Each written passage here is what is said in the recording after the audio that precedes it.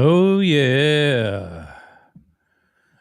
Mark, it's all right. You should have up on your window the opportunity to look at the comments too, Mark. That is probably 2/3 of the fun of this whole thing is being able to see what the heads are saying. Mark Week. He went to Jared. It's Tuesday night. Let's fucking go. Hey, peeps. Tuesday night, dude, we made the switch. We changed from Monday to Tuesday. Touchdown Tuesdays. And everybody's here, dude. Everybody got the memo and joined on a Tuesday. I love it. Yes. All right. I got a bunch of people texting me, yo, Monday Night Football's on Monday and we can't watch touchdowns and Monday Night Football. It wouldn't be possible. What about and I'm like, I get it. I get it. Are we like overlapping with Bisco Cult Tuesday now? We are. I didn't realize that until after we announced the move. So apologies to the Cult Tuesday guys. Folks. But maybe you could picture us, or you come join us in the middle at set break. But all right, we are up and running. Man, everything's so hard. I'm gonna kick this. You're always up against something. Always. All right. Phillies are in the playoffs. We're going to be up against Phillies games all fall, dude. It's going to be difficult. Yeah. Well, we're mass communicating. Yeah. You know it, baby. You're my pal. Your girls are fun. I'm not hearing the theme song. I'm playing it, but I'm not hearing oatmeal for the party. Where's the theme music? I know you told me to bring alcohol, but I brought oatmeal. I'll play the old one. I don't know why. The live remix. Is that both songs at the same time? Are you hearing the other one? We're hearing the other one. Oy. It's always an adventure on Touchdowns All Day. Welcome back to Touchdowns All Day. I'm your host, Max Dawson. And where is that coming from? John, if I knew, I would tell you. I didn't hear anything. With me, as always, John Barber. Bringing down the old theme music. We're starting off on strong footing. We put the technical in technical difficulties. Regular Aaron Magner. We really do, dude. As you guys can see, we are joined tonight by the one and only Marc Brownstein. Mark, welcome back to Touchdowns All Day. Stop. Don't give me a heart attack. Just kidding. Torture me. Pulling a Magner. I knew he was kidding because he's pulling a Magner. That's what zooming with Magner's like. We did literally. I literally watched Magner move his lips for 13 and a half minutes today. Very expressive with his hands. You can kind of figure out what he's saying. Kind of. Well, welcome to the first Touchdown Tuesdays. As we announced this week, we've decided to move the shows to Tuesdays for a number of reasons. One being, of course, this being a football-related podcast, apparently. Yep. It seemed like we shouldn't be competing with Monday Night Football. But the second being, John, very often you guys are playing through Sunday night, and then I'm like, hey, John, want to do a podcast Monday? And you're like, I just played 5 nights in a row, did a Baba G, 6. went to a DJ Brownie after party. Kind of running on fumes here. So I think this is, as you guys head into fall tour, will increase our odds of being able to stay consistent, because Tuesday night is very often a good night to relax, check in, reflect back over what's been going on. But thank you for joining us all. And Mark, thank you for joining us, taking some time out. You guys were just at the Strange Suare over the weekend. I need to hear about that before we start anything. Mark, what was going on at Strange Suare in Quakertown, Pennsylvania? Well, I was in my car for much of it watching Love Island, but that's neither here nor there. Okay.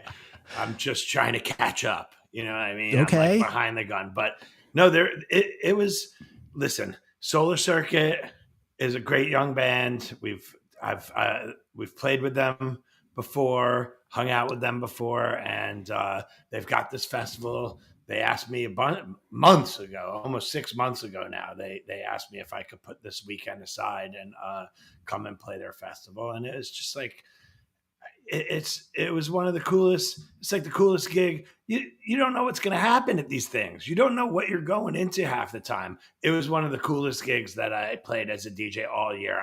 It was a barn, and it was just like packed with people, and it had a great sound system. It's just like, man, it was like a real DJ show.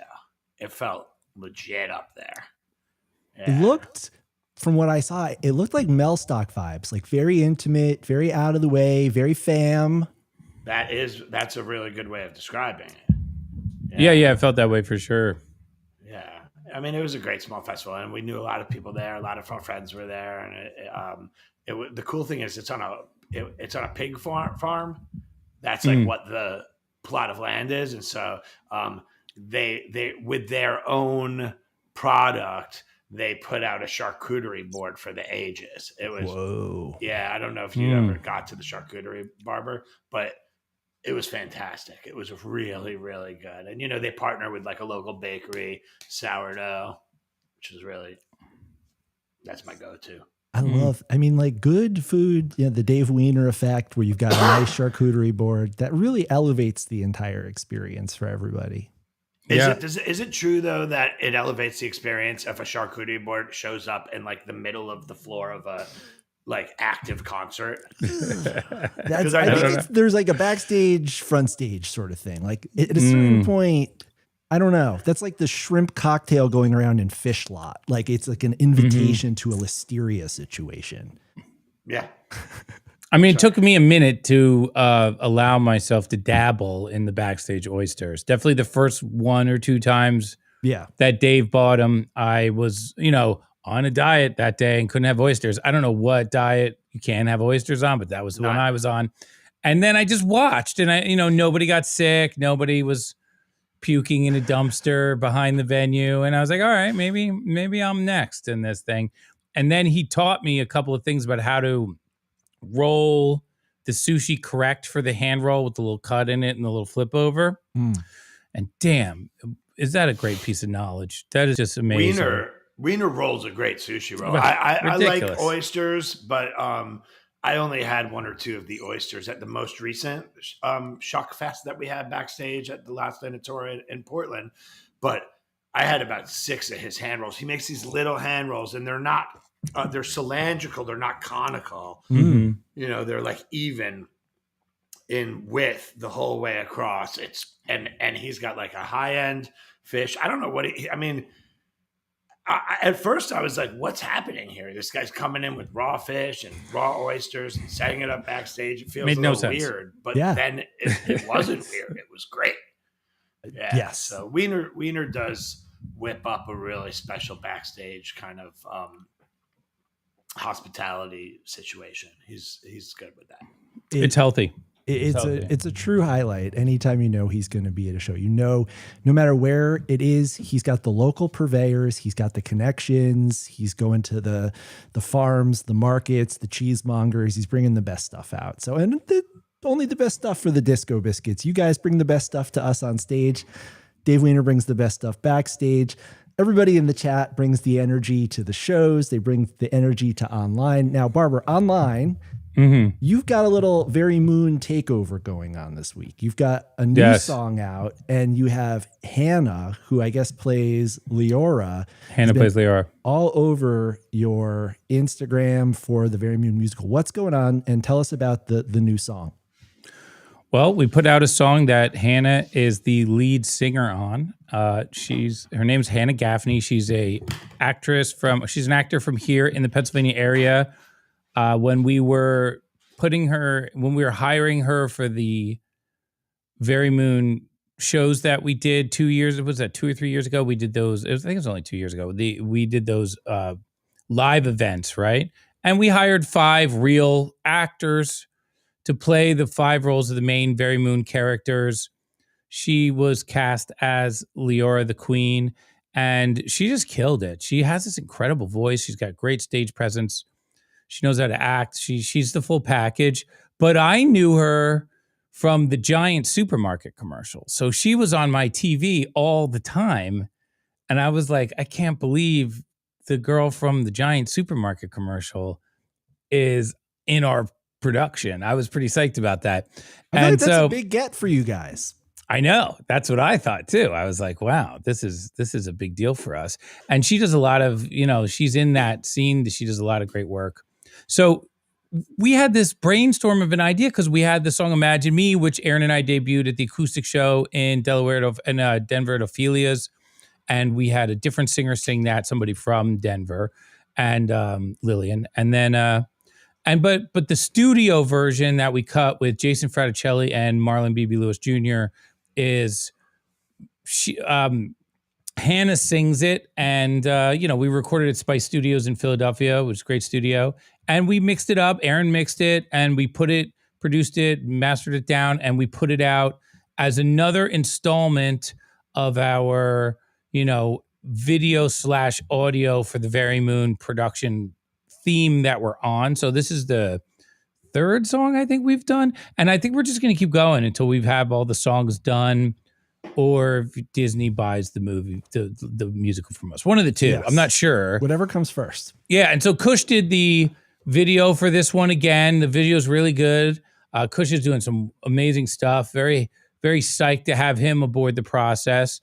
And, it's really like Nick Schmidl is really spearheading the efforts on this and just making sure that he's really the head producer of this program.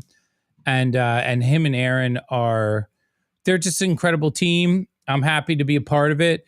And what they did was they talked Hannah into, taking over the Very Moon socials. So if you don't follow Very Moon Musical on Instagram, it's free. You can follow it right now. Go ahead. I'll take a second and just wait. Okay, cool. Thank you. Thank you. Now look back here. Thank you. And then essentially she took over the socials for like the past 3 or 4 days, and she's been doing different bits and different things that she's cooked up with Nick and Aaron, and they have all these different ideas for what to do socially to get people involved, tell the story, do a little performing, and just get out in front of our fan base and entertain people. So I'm very happy that she did that. I'm really psyched to be able to work with her. And we hope to be able to work with her more in the future because, she sings like an angel. It's crazy. Her voice is unbelievable. And we're really happy to have her on the project. So everybody head over to Very Moon Musical on Instagram. Follow. You can watch the video. There's a link to YouTube where you can see the Kush animated video. You can see all the cool stuff Hannah has been doing. I think we need to get Hannah on the pod, Mateo, and get some of these folks who have been doing all this amazing work on the musical and have sometimes been showing up on stage to introduce them to the Touchdowns community. Mm-hmm. Now, John, one question I have before we move on from this, though, is this a song that you guys could potentially do with the Disco Biscuits? Because we know, Falling obviously has found its way into the rotation. Mm-hmm. Take Me With You kind of somehow fell into a jam one day, kind of unannounced, unplanned. Kind of an instrumental version, but this is a song, this is a vocal showcase for Hannah, and it really, is doing a good job of showing off her amazing musical theater background. Mm-hmm. Is this something though that there's a potential for a Disco Biscuits version of? Because it kind of falls into that postcard ballady kind of thing that you guys have been doing lately. Yeah, the lyrics are very focused on Leora's character. I think that we would probably have a singer, either Hannah or Lillian or somebody else. There's so many, wonderful female vocalists out there that it would be not that hard to find someone to sing it. The Biscuit version, I can almost imagine, though, being more like how Postcard can get huge when it really gets huge. I would think it would go somewhere like that. I would be really interested to see how big the Biscuits could make a song like that with and put a female vocalist in the front of stage and just see if we can give the whole room. I always get the chills in the third verse of Imagine Me, and then when it drops in the fourth verse, I get another set of the chills. And I wonder if that would translate to the Biscuit version, or it would be even more in the Biscuit version, I would assume that. Well, something we can hopefully look forward to one day. Mark, while we're on the subject of extracurriculars and side projects, I want to talk DJ Brownie because You have been putting in your 10,000 hours at home, on the road. You have been touring extensively, putting on the after shows, and getting more and more established in more and more different genres, feeling more comfortable up there, learning new tips and techniques, playing with a lot of different DJs to a lot of different crowds. I just wanted to get a sense, check in. Where are you in your kind of progression in this process of bringing DJ Brownie to bigger stages?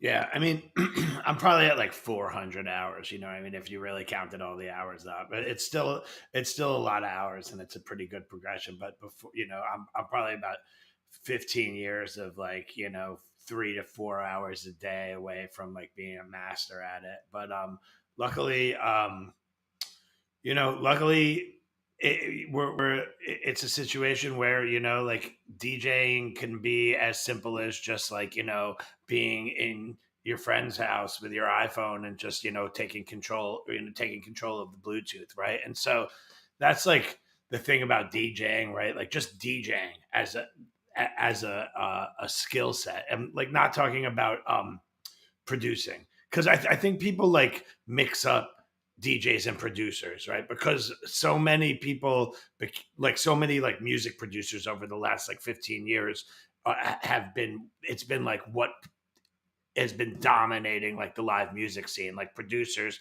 Then they go out and they figure out how to play their show live. Some of them DJ it, some of them play it like through live set kind of setups in Ableton and whatever. And, you know, those are like, so there's DJ producers and then there's DJs. Like, you know, there's wedding DJs. They're not making the music for the wedding. They're just playing so I've been for most of the time DJing and not producing. I've made some songs and I played some of my originals at my DJ shows and done some remixes and stuff over the years. But the skill I've been working on is how to select great music in the moment for like whatever the vibe is at the, you know, at the show that I'm at, whether, you know, and then like when people say like read the room, that's like this, like, oh, how do you read the fucking room?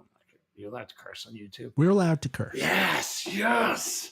So how do you read the room? But like as I don't know, the last like 4 to 6 months, suddenly like that became a thing for me. Like, so after like 10 years of DJing, like the idea of like reading the room and then changing like what you're playing based off of how people are reacting to what you're doing in the moment. You know, I've always sort of done that, but I'm getting better and better at that, at not just like going in with an idea of how I'm going to say. I never know what I'm going to play, but I'll have like an idea of what styles I want to play. You know, I'm going to like kind of start out with some tech house stuff and work my way into like garage and, you know, like maybe like cap it off with some drum and bass or something like that will be in my head. Or I'm going to play an all drum and bass set, or, you know, I'm going to play a dub set and bail after 3 songs because that's hard, man. Props, dub DJs, that is hard. You know, I'm still trying to figure that one out. And then, you know, so like the thing is like getting the courage to like be like, okay, I'm going to go everywhere now. I'm just going to like wherever they'll have me come and DJ, you know, like events, places where I played an event in St. Louis a couple weeks ago. There was 9 DJs on it. It was kind of like a warehouse. It had 2 rooms. The front room had like a small stage. The back room had like a big stage and held like 1,000 people. And I played right before Chris Carnes, who's like, I don't know, like he's the world champion DJ at like the world champion DJ event in 2012. He won like the world champions for like scratching DJs. And, you know, we know him from like being in the scene. He plays in Pretty Lights band, but I'm playing right before him. And so, you know, like you have to like sort of set your ego aside, because like sometimes you're going to end up like playing right before Victor Wooten. Sometimes you're going to end up playing right before Chris Carnes, you know, and it's all you could do is just keep going for your hours, man. And so last week I hired, or maybe they hired me, I don't know, a couple of agents. One is at Wasser. I've been doing this all myself. I've been doing booking, marketing, management, like going out, practicing, playing, like finding music. The whole entire project I've been kind of doing on my own. And when I go out to tour, usually I go just by myself, drive out to where I'm going. It's just like a one-man thing. And so I'm so glad to have a little bit of a team forming around it. 2 agents, one of them from Wasserman and then one of them from Servant Agency, who does like, he has like 16 DJs that kind of like ride on in the bass scene and like kind of in the hybrid live bass scene. So and he's just like, was a super cool guy. And one of the agents at Wasserman said like, I'm going to find somebody that like fits really well for what we're trying to do and like the kind of things you're trying to play. And so I met with them last week and are going through like the onboarding process at the agency right now. And I'm like super hyped up about that because, you know, it takes a lot of hours off of my plate where I could like turn back around and like start gaining towards that 10,000 even faster. You know what I mean? And just concentrate on music. Like I want to make songs, right? You know, I want to have time to write Biscuit songs. I want to have time to produce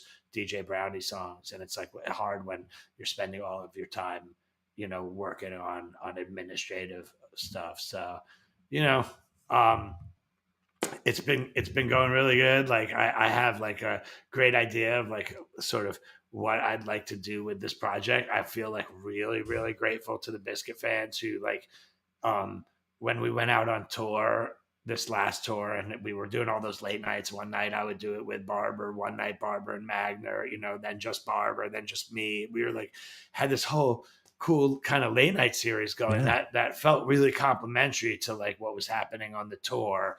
But you know, just like the Biscuits shows, none of it works unless the fans come and support the band. And so people come in and supporting, you know, Barber's project. By the way, just back to Strange Suare, Barber playing with Ben Atkin the other day was super, super cool. And like, I've heard Baba G a bunch of times, but putting drums behind Baba G, like it takes it to a whole another level because the guitar is there and he's playing guitar along with like all this electronic music.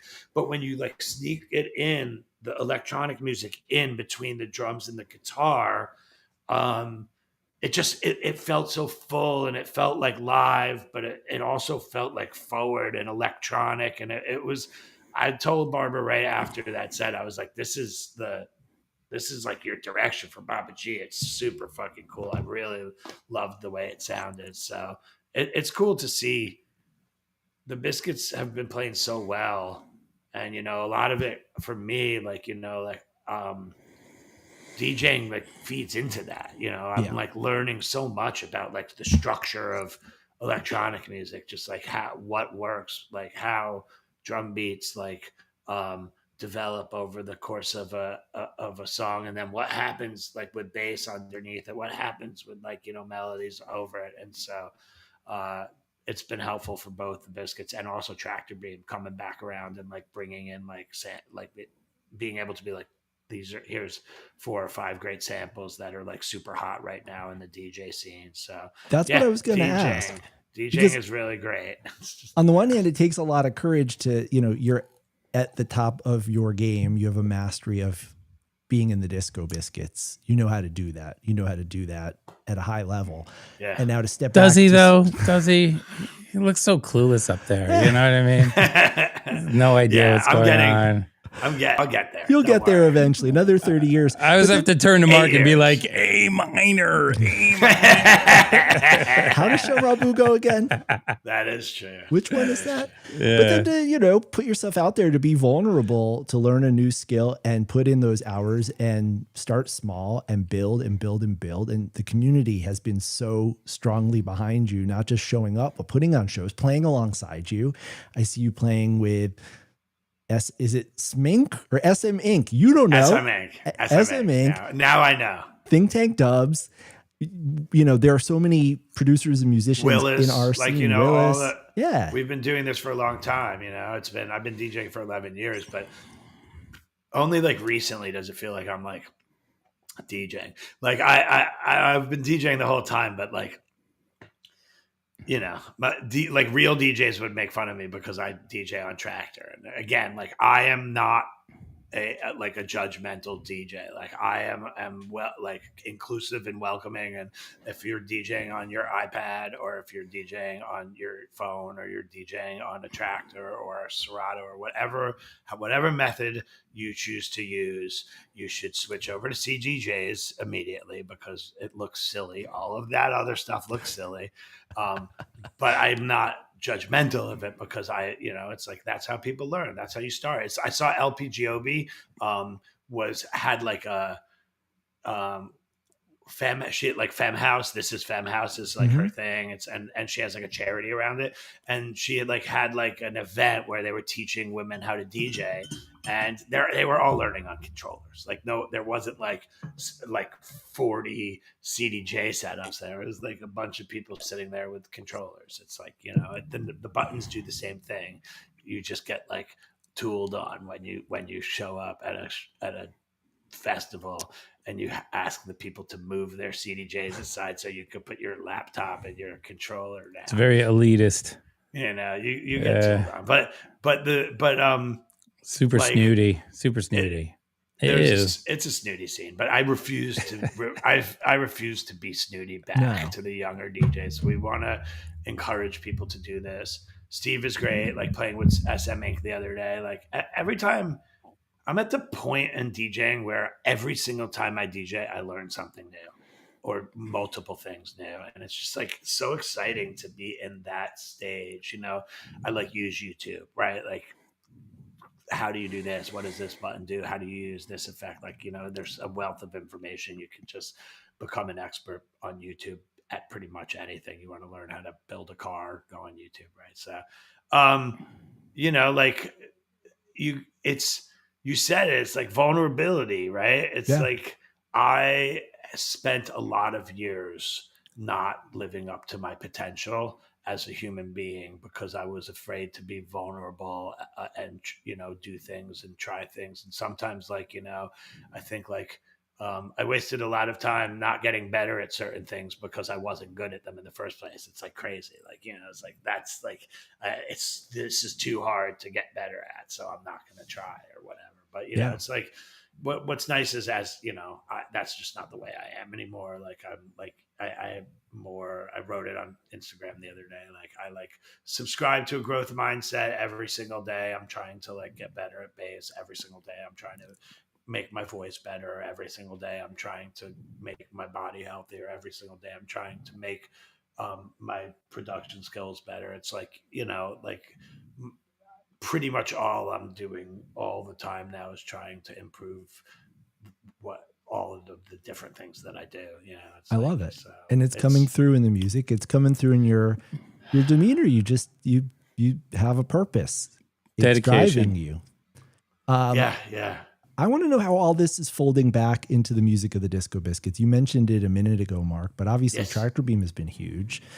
The bass synth has been a huge part of Tractor Beam, but it's also been a huge part of the evolving Disco Biscuit sound. I know that Ben has you now on the IK Multimedia Uno synth, and you've started unlocking new sounds, new textures on that. Barber's doing Baba G, you're doing DJ Brownie and really immersing yourself in all these different electronic music genres and the mentality of a DJ and producer. What is filtering back into the Disco Biscuits through that process? It's so funny. I I said to the band the other day, am I allowed to say what I said to the band the other day? I don't think we didn't sign an NDA or anything. Right. So I said to the band the other day, like, having Tractor Beam is such a cool thing because it really allows us to lean into the samples, the click tracks, the arpeggios, all of these things that actually the Biscuits have been doing.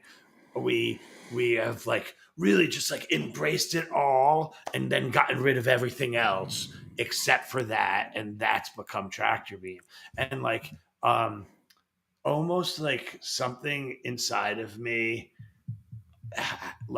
was yearning at one point to separate the two, like not make the Biscuits more like Tractor Beam because we're getting better at Tractor Beam, but make Tractor Beam, and then like make the Biscuits like more organic. And like, and that's what I was saying the other day. Like, I'd love to do a show where I don't have the keyboard. I just have my 1999 setup, maybe, but still 5-string instead of 4-string, because it'll be a disaster if I went out with a 4-string at this point. Like, I wouldn't know what the notes were.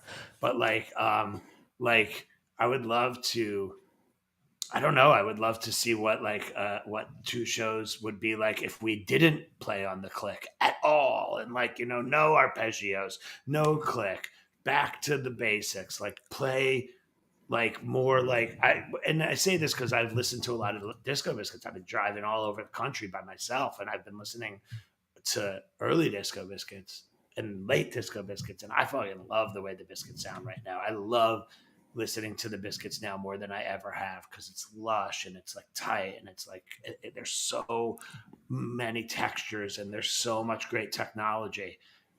All that having been said, I miss like sometimes the way like the energy builds in a Biscuits jam when the tempo's naturally getting faster, because we can't even hold it back because it's just like building and building. And I don't know.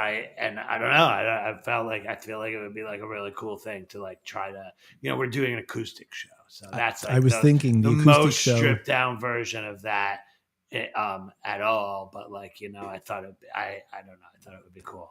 So you think, wait, are you saying you want to take the Biscuits to more jam band, and so Tractor Beam can be like the more techno outlet, so that there's like more of a divide between the two? So when we're in the Biscuits, we don't try and do so much Tractor Beamy stuff because we kind of figured it out. We put it in this other band, and then the Biscuits can kind of go back to some organic jam band stuff. I like that. Listen, that's interesting. I'm a jam band guy. Like, I went on Fish tour. I did 10 Fish shows this summer. And like, I know like,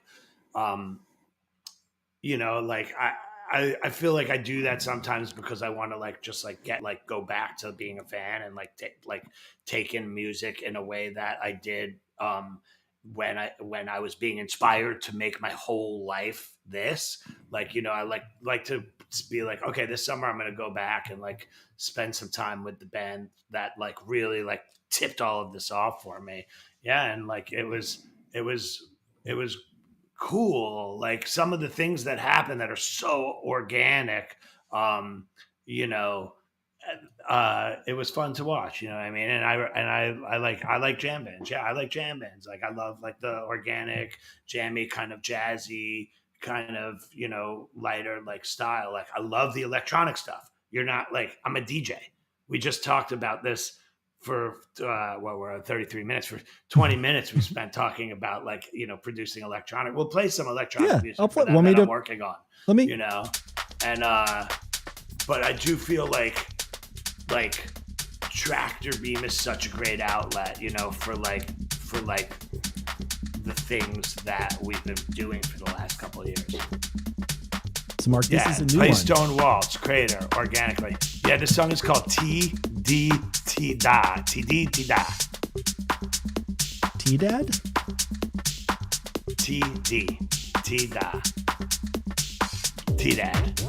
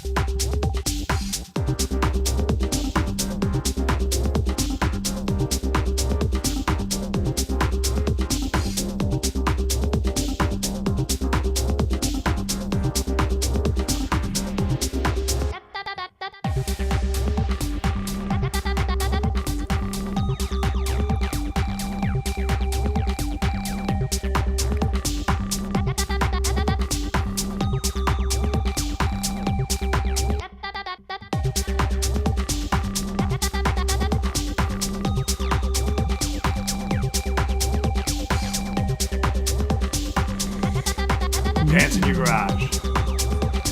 Here comes the break.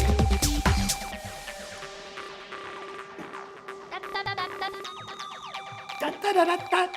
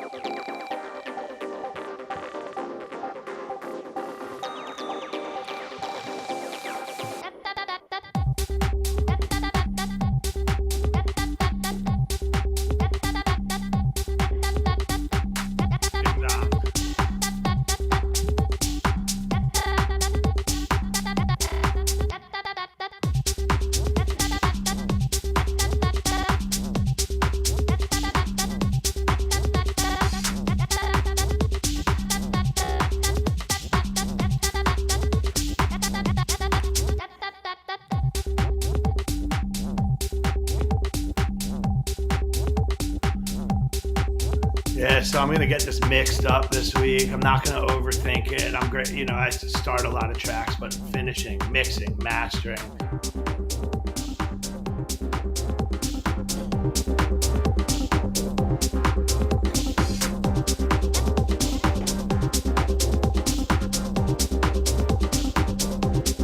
Then the melody comes.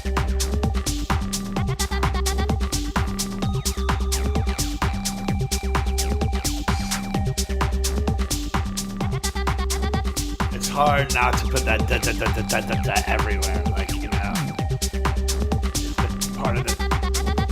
Part of the trick is to sprinkle it in.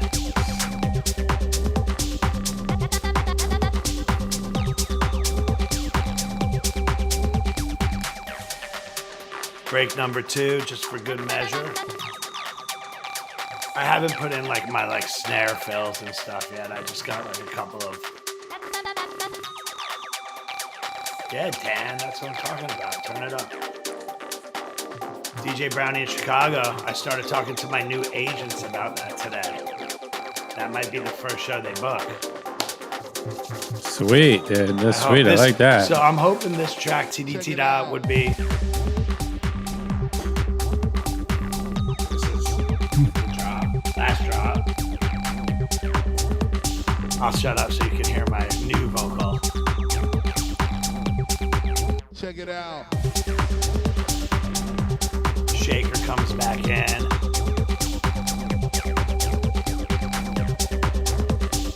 I actually ripped off a little bit from Trapdoor. Just like the way that the drums like keep breaking down and keep building back up over and over again. So anyway, thanks for playing that. You know, it's our pleasure. We love an exclusive, and I've been having lots of blasting. Unmixed. I mean, this isn't done. It's just raw. I'm in the middle of still working on it. But I started this 2 nights ago. Wow. And I worked from like 10 until like 3 a.m., like 5 hours. And then yesterday I sent it to Greenie, to Mike Greenfield. And that was just like once in the end of the song, just like that, check it out. And that check it out was more throughout the thing. And he said something about that. He was like, that little like monk vocal you have at the end, I would take that and like work it through the song, like work rhythms on it, like play with it.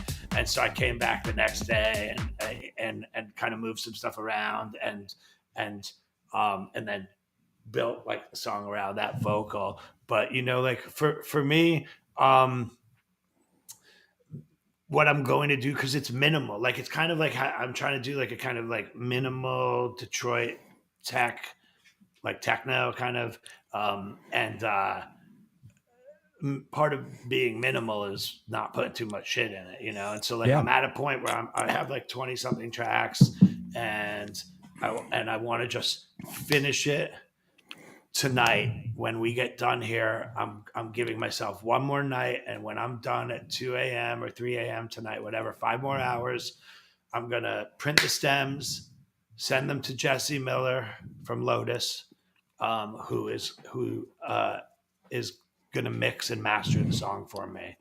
And I'm psyched because he's super talented. Jesse Miller's great at mixing, mastering, like screwing with electronics. Like he's does some really cool stuff with electronic music. And so he's going to take it, and then I'm going to finish it. This is it. I'm pledging here publicly to finish this song this week and release it to DSPs, release it to Beatport.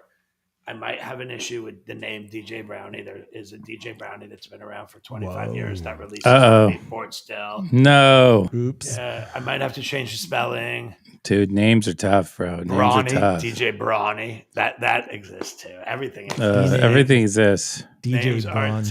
You have to go with like random letters like XTR417 and then something and then like Moonbeam or whatever. Well, Barber needs a new name for Baba G as well. Yeah. So chat. Yeah, I did my last Baba G show last Saturday. That was my last one. So if I do another show, Ganoush?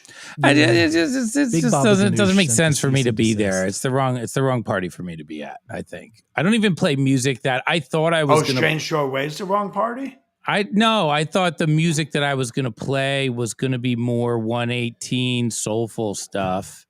And I ended up doing guitar over 130 like electro house and stuff like that. I never did that.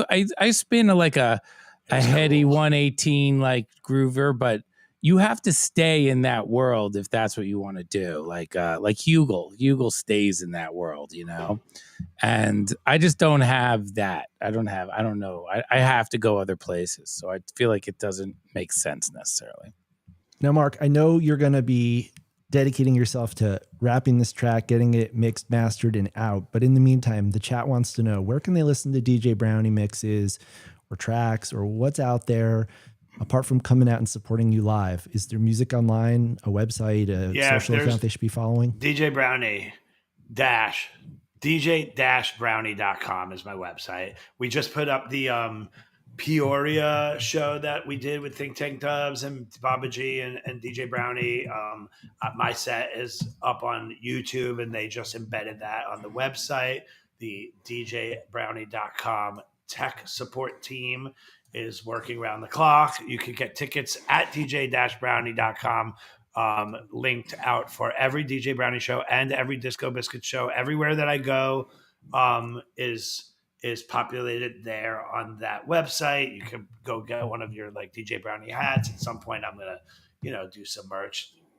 Here's the issue is like, I haven't like released a ton of music. I've played up until this point in my career. I was like a live DJ, and like, again, like partially I was just being lazy about it.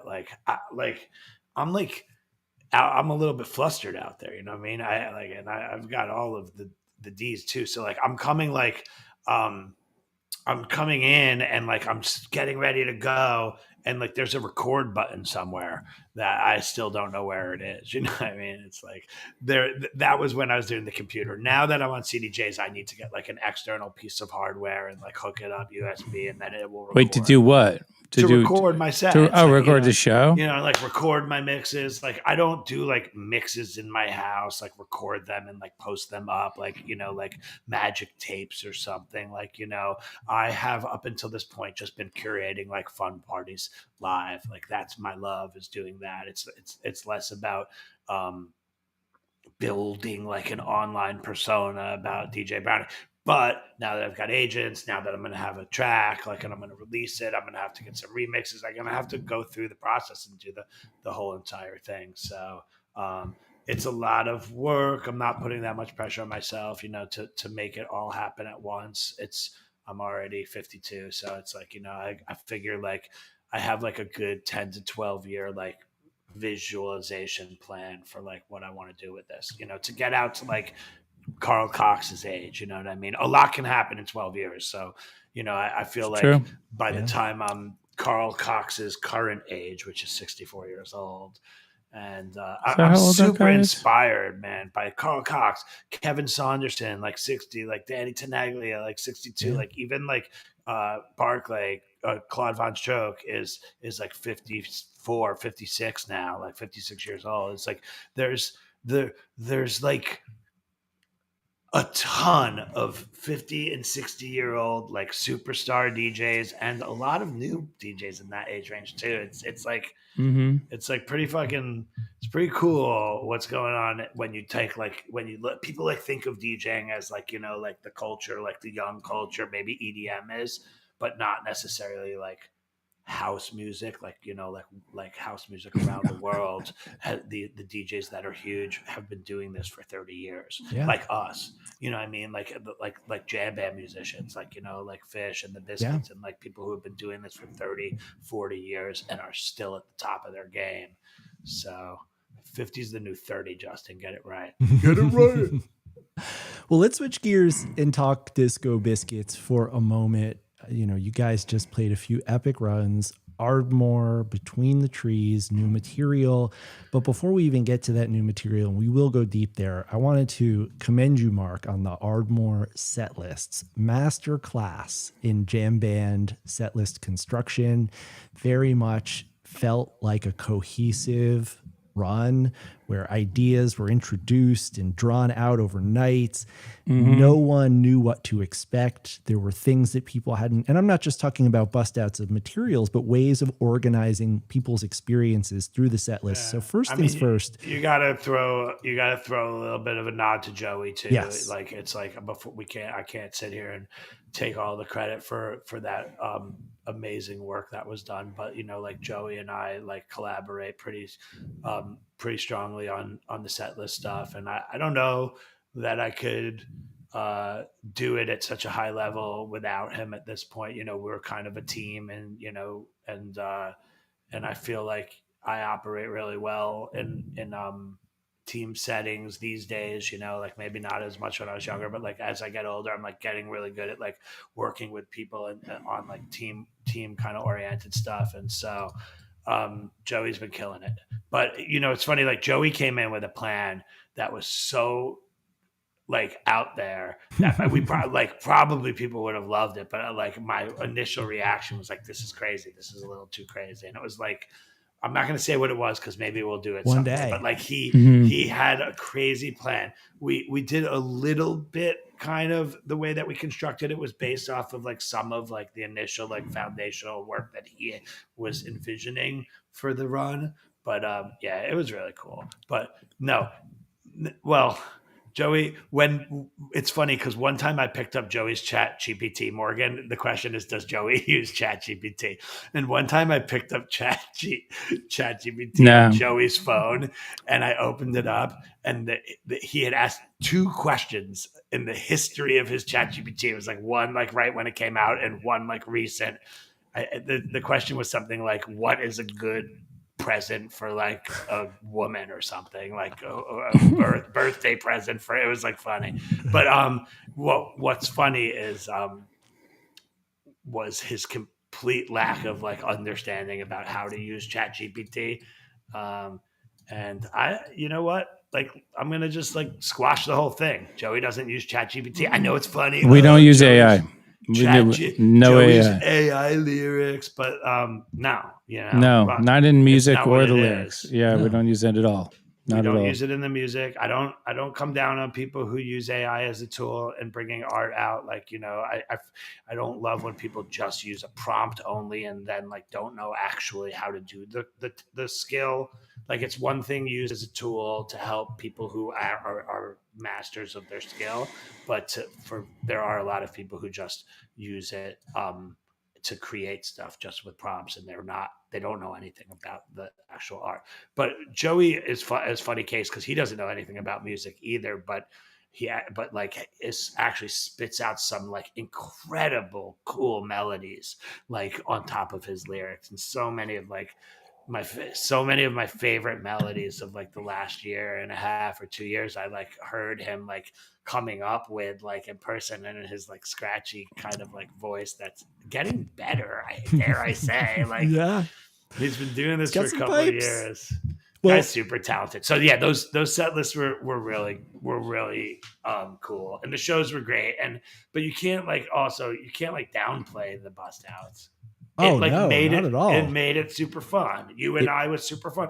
I didn't know that the Planet Anthem songs were going to suddenly have a second life. Like I didn't see that coming. They were just 15 years ahead of their time. That's the thing.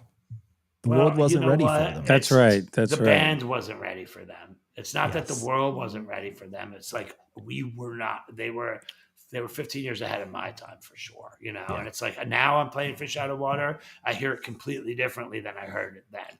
But when we came to play it, when it was like, let's play Fish Out of Water, and we sat down, the first thing that I said to the band was like, do you think like, I'm not great. I don't love playing that kind of like indie rock groove. Like, you know, and so I was like, do you think that we could like put a little swing in this, put a little hop in it, like make it like a little funkier? And the beat at Pine Creek Lodge going into the Fish Out of Water, and he had his clap going. It was some of the swankiest hip hop that I ever heard Alan play. Right there, that was the thought that I had on stage. I turned around and I was like, this is the swankiest hip hop I have ever heard this dude play. It was cool. And like I had heard from the moment that we were like, okay, let's try some different beats out on this.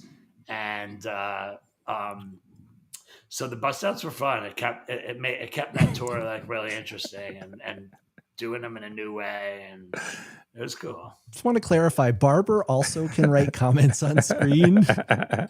And my hands, you can see them. So if you're thinking I'm writing the stuff about how Joey smells, that was Max. Here. You can't see Joey's a cop. Smells like a cop. Joey's a cop. Yeah, Officer Joey, dude. Mark, apart from the Fish Out of Water, and I think you were referring to the Fish Out of the Water, Mish, because the other one Mish. Any other things stand out for you from those Ardmore shows? We've already dug deeply in, and my personal highlight is the jam into Park Avenue. But I mean, we could go on and on through all of the nights. There was an amazing Risky Business. There was a Caves of the East for the ages. There was a lot, but I know that you always have very strong memories and opinions about the shows. I do. Well, I listened to the shows right after they happened, but then I've like listened to like 8 other shows since then. There's been some stuff. Like I really don't even remember what happened at Ardmore. It was great though. I do remember the. It was feeling. So much. It was crazy. I remember so much feeling. It's like Maya Angelou says. You know, I remember the feeling that Ardmore gave me. I might not remember exactly what Ardmore said. Yeah. But I remember the feeling it left me with, and it left me with a really great feeling. Well, you know, and Magner gave such a speech. What a heartfelt speech he gave in that Cheers song. It was cute. Him just explaining. It was beautiful. Yeah, that was a cool moment. That was definitely a cool moment. It was really sweet. I still am calling him out on not knowing the name of the person who actually sweeps the place up after the show is over. But I heard him say that. I was listening Can't back win and them I'm all. like, Can't win them all. I'm calling you on that one, Magner. But you know. So I was gonna pivot and from the set list rating collaboration that you and Joey have to now a new chapter in your creative relationship, songwriting. And I know that you've worked with Joey obviously on a lot of these compositions that have been built on your bass lines or even without you. I know that Joey has participated in the creation of that song, which still hasn't made its way to stage, but we've listened to on Touchdowns. But that song was full team. Everybody was there for that one. Yeah. Which song are we talking about? Without you. Oh, Without You. Yeah. Yeah. But I mean, you and Joey and Barber have brought a new song into the rotation, Simulations, and I want to hear about it because this one has me and a lot of people excited about its potential. I love when people are excited about songs. Love that. Yeah, well, let me tell you a little bit about it. Yeah, So take us this through the year, process. this exact time last year, right as soon as Pine Creek was over, I came home. We talked about it on the podcast. Then I came on the podcast with my ukulele, and what was going on then was I was kind of cleaning out my backlog.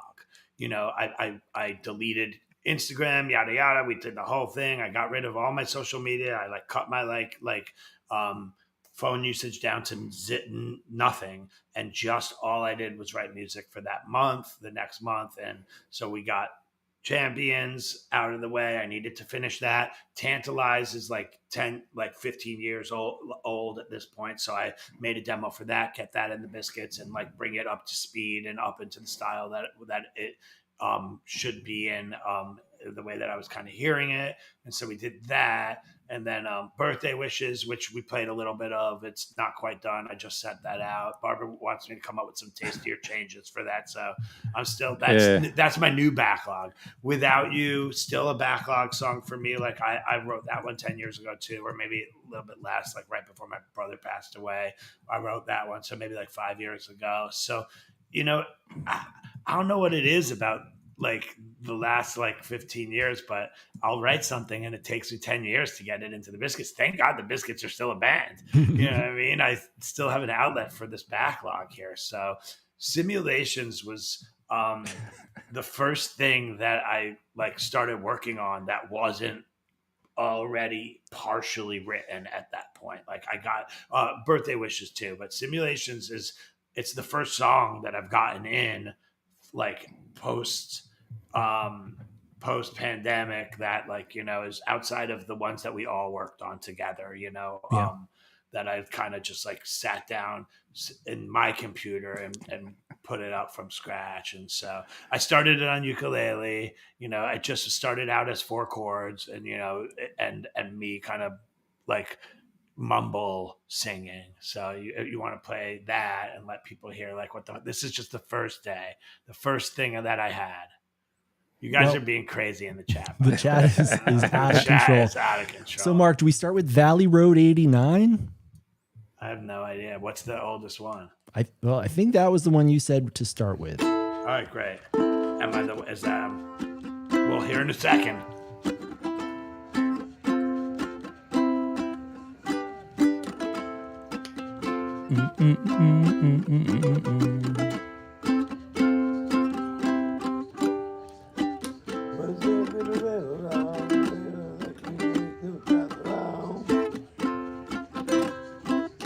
So this is what I did. I just a couple words, kind of like a Paul McCartney style, but not as good.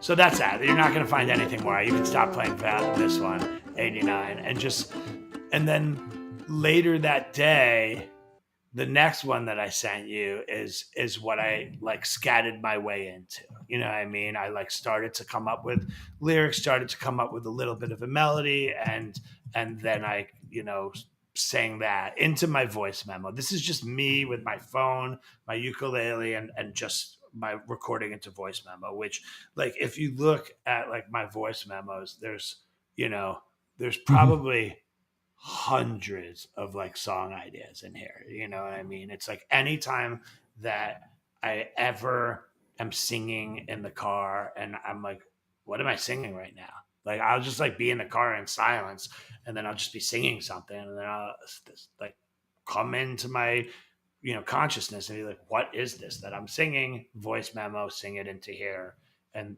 then go back, figure out what they are, and try to write songs out of them. So I voice memoed this. This is the second one. Hey.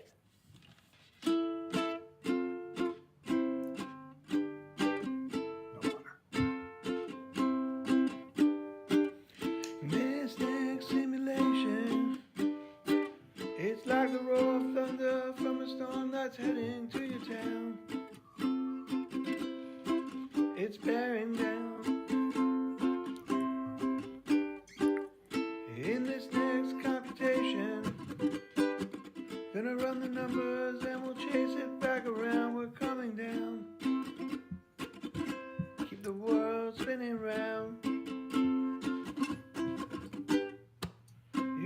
got styles, and I'm sure you hear the sounds. Forget the use. Check this chord out. Outline in the clouds, and take the reins, and you back it back around. Don't sit around. In this next calculation, I sure bet the house that we would not melt down. It's going down. It's going down. In this next tribulation, we're going under on a trinket from a clown, and this is how it's going down. So that took me about, it took me, I don't know, about You got style, and I'm sure you hear the sound. different chords. Forget the use, forget the outlines in the cloud. You take the reins and you back it back around. Don't sit around. Those chords are kind of cool too. Yeah. So like it took me about 5 hours. That's usually like my session. Like I usually start working on music around now, 10 p.m. and I go to about 3 a.m., you know, until I can't just keep my eyes open anymore and I'm not being productive, you know. So it took me about 5 hours to get from the 4 chords and mumbling nothing to like having the melody and like preliminary lyrics. And so then I sent it to Joey, and So at this point, it's going under the provisional title Titans, right? this is Titans. So what's the source of that title? I have no idea. I just wrote the Titans Just the because I word, didn't baby. want it to be like, you know, like new idea number 17, you know? So I just wrote a word down, you know? And, Okay. and then we got to the naming moment a couple weeks ago, right before we played it. And I don't know, Barber, somebody was like, what does Titans, Joey probably was like, what does Titans even have to do with the song? And I was like, nothing. And it was like, unlike, It was a group question. We were unlike hoping. unlike Champions, where we didn't change the name before we played it, and now we have a song that's called Champions, but that was just kind of like an idea in my head that never like like lyrically it never like got represented. Yeah. That's just like a song with a title, and then it has this whole other thing going on in the song. So right before we went on stage, or like the day before, we were like, what should we do? And we decided to call it Simulations, which is, I think, is a great name. It's taken. So what I did was, Joey then said to me, send me this, but I don't want any of the lyrics on it. So just send me the whole thing that you just played, but just the ukulele. So I did that. I never sent that to you because we don't have to listen to that, but I sent that to him. But like, I'm not as good as Barber is at working with Joey yet. You know what I mean? Barber's like really, really good at taking direction and like taking suggestions, and like it's really impressive. I've like take notice. We haven't really talked about it, but like I've taken notice over the last couple of years, and just like how easy he is when somebody's saying like, hey, you should do this or you should try this. It's always like, great, let's try it. And have a harder time with that. I get like emotionally attached to stuff that I've only been working on for like 5 hours, but Yeah. I'm just like, oh, I have it. This is how I want the melody to go or whatever. So I gave it to him, but I told him about my anxiety, which is like always something that doesn't do anything. Like there's no point in being like, hey, by the way, I'm really anxious about letting you do this job right now. That doesn't set anybody up for anything. So, but I did that. And then basically, I just kind of had to like suspend disbelief and let Joey do his job. Yeah. And what I said to him was like, listen, I really like what I have, but if you come up with something better, I'm definitely open-minded to like, you know, I mean, like using it. I don't know how this guy that's been doing this 4 weeks, but I've been doing this for 30 years, is going to come up with something better. Lo and behold, 15 minutes later, he spit it back out to me, and it was not only better, but way better. And then I took what he gave me, which was, it just flowed. The vocals flowed, and he had new lines, and he had kind of a new melody. And I was like, really? He was like, have an open mind. I'm sending you something that's way different, you know, and I listened to it. And there was just like, when something's objectively better, That's it, right? So it was objectively better, and so then I took his idea, and I sat down with Ableton, and I started to like put the chords in, just like bump bump bump bump bump bump bump bump bump bump bump, and then I built it out with the chords.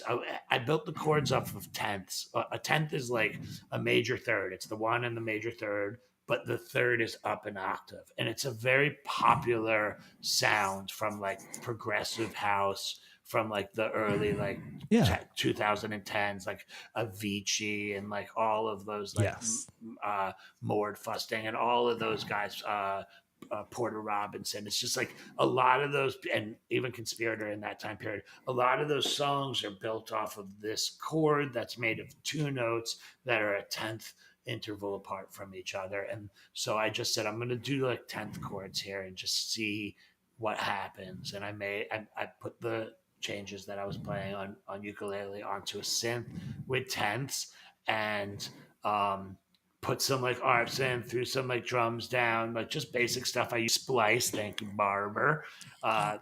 Greatest like, you know, songwriting like companion tool in the world. It's just incredible to be able to not, because what would happen for me is I'm not the best producer of like drum beats and stuff. So drum beats are the hard part. I'll get bogged down making a drum beat. It'll take me a week just to make the good drum beat. I'll give up and never get the demo done. So to be able to go in when I know that there's just a drummer that's going to be playing this in like a week anyway, and just listen to like 25 different like 4 on the floor beats, and like try and like listen for one that has the swing that I'm hearing in my head, and be like, that's it, that's the sound, that's the swing, and just pulling it into Ableton and writing over it. It's brilliant. It's so great. And it's looked down upon like to use those loops as like your final drum beats for like your like electronic music, because it's like made it so that you don't need to develop the skill at like knowing how to make a great drum beat or something. And people, you know, everybody's judging everybody. Everybody's always judging everybody for what method they use. There's a lot of shortcuts with technology these days, and I think people just want to see, you know, artists put the 10,000 hours, like you said at the beginning of the podcast in. Anyway, I made this demo. It has tenths in it, and this one has Joey's original melody in it. And I heard it and I was really excited. So this is the first thing that came out electronically.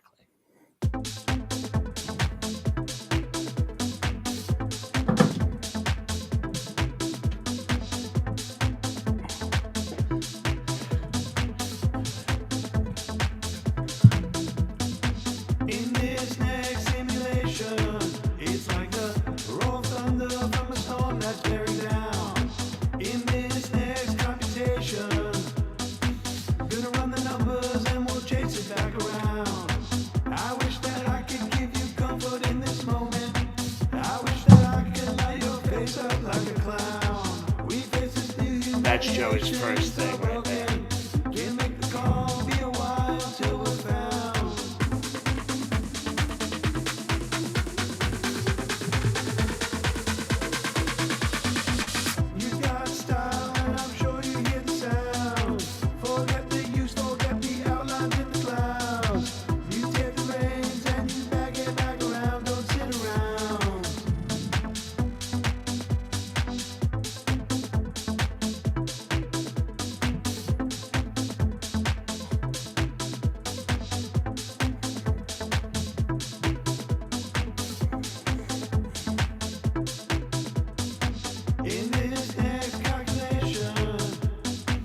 Mark, people want to know whose vocal are they hearing?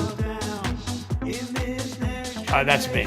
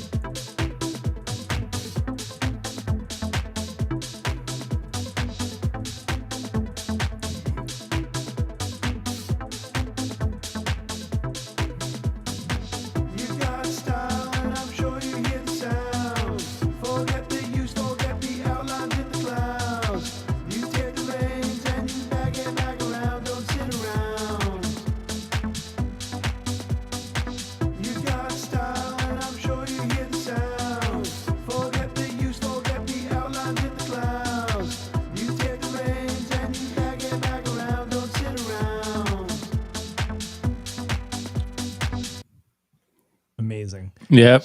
Dig it. Simulations. Yeah. So That's the groove right there. That's the groove. That's Mark, the groove. We're you still mentioned- getting it down live. I feel like we're getting there. You know, we gotta like. There's a lot of like nuance to the rhythm of the chords. Like the chords are simple, but there's like every bar has a slightly different. Just like a lot of the new stuff that we've been working on over the last couple of years. Like there's a million different claves in it and in our music, and like keeping the claves straight is. It's important because a lot of like the difference between one song to the next is in those little nuances. And anyway, Claves can drift super easy and then just become blases. You know what I mean? you don't want your claves to be blase. Yeah, they got to be specific. I actually, I'm interested to hear, because I have some thoughts on the clave of this song still.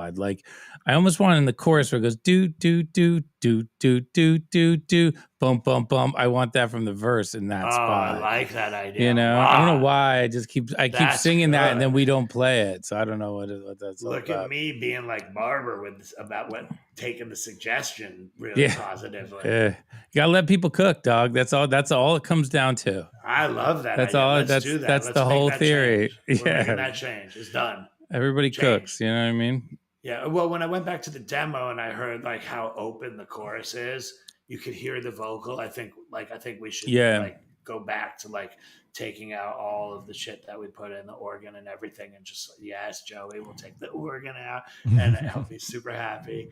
And then kind of just like letting it breathe a little bit and letting the vocals do the job.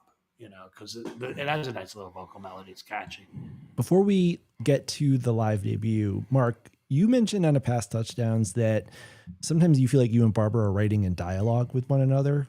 You know, like an idea that gets introduced in a Barber song will inspire you to do something, and then you'll write something that's almost an answer to Barber, and then Barber's responding to that. And you talked about back in the day, you had specific songs like Barber song, Brownie song that you felt almost like were two parts of the same. Well, poem. I was inspired by like Magellan. I was like, yes, 12, that was the 8, example. like, and then like I wrote Plan B because I wanted to write something over that same feel. And you end up with two songs that perfectly fold together. And then I ended up writing Chemical Warfare Brigade because every song that I write, I have to write like a sister song that's like related to it. Like, you know, like Grass is Green and Humu Humu and like, you know, like Bernstein and like Camioli and like Trooper, or like Trooper and Bernstein kind of were sister songs. I wrote them right at the same time.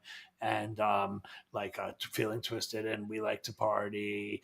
And there's actually a ton of examples like this if you like go through my music, like generally speaking, you know, Triumphant, Floodlights, you know, I kind of like I'll get it. What ends up happening, this is how that ends up happening, if you want to know like what's like behind that is, I'll write a song and I'll like write all of these parts, and then I'll like realize like I have too many parts for the song, and I want to concentrate on like this and this. I did this with this song here, and that the end of the new song, the TD Da, the whole second half of that Ableton file is everything that I took out that is going to turn into its own song. But like it started in the same Ableton file. So like with Chemical Warfare Brigade, it's like I had all of these parts and I was trying to make one big epic song, but then I like split it and turned it into two songs. And that's happened with a lot of my songs where it's like, I have too many parts and I want to simplify it. And then I'll just like pull something out. I'll put it over there. I'd like to also like reference chord progressions, like, from other songs too. Yeah. You know, so. I know a lot of people have called out similarities. I think focusing on the bass line between Simulations and Times Square, I think those two songs are almost brother and sister. They have elements that really kind of I saw somebody say complete that each other's sentences. Laura said that, but I don't hear it yet. But maybe I will. I hadn't heard it yet. It's less apparent on the demo and more in how you approach the bass line, I think, in that first version at Mish. Now, I got two things that I wanted to play. I wanted to start out with how the song and I love when you guys do this, when you guys are working on something and you're not quite ready to debut it, so you slip it into a jam. And you've done this so many times over the last 2 years with new material. But on the 6th at the Mish, September 6th, in the second set, you played a digital Buddha, which contained probably like 25 distinct themes. And one of my favorite jams of the Between the Trees, even maybe of Summer Tour even, because you guys were so loose and exploratory, but at one point in there, you touched on the simulations theme. And this is the night before the debut. So I thought I might just start us out with a little of this and kind of build us up. Yeah, to we were like the in a debut. different key. The too. research, dude. Damn. Yeah. It didn't really. Oh it my didn't God. play. Nothing gets by this guy, dude. Nothing. We can't even slip a song into a jam. No, absolutely not. My I God. tried to slip it in, but it didn't play because not everybody in the band heard it. The ears on this guy is unbelievable. You heard it, but not everybody in the band heard it. I thought I was the only one. I thought I was the only one who heard it. This, You were the only one who heard it. you guys did. I'm in this including little Max in segment. that statement, but apparently not. Oh no, Max heard it too. You heard it, and Max heard it. Yeah. Well, This is pretty jam bandy. This is very jam bandy.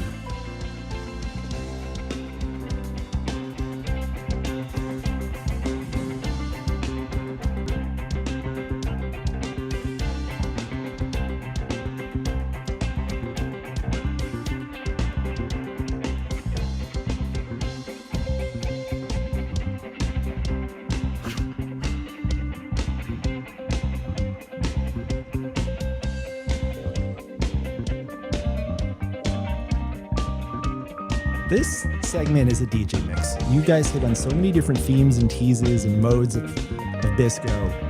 It's a lot of fun.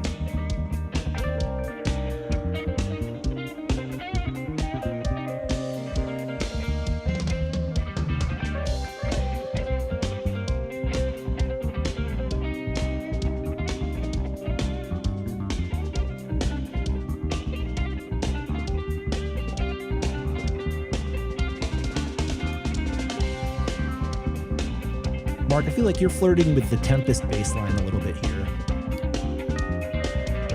Oh yeah, I can hear that.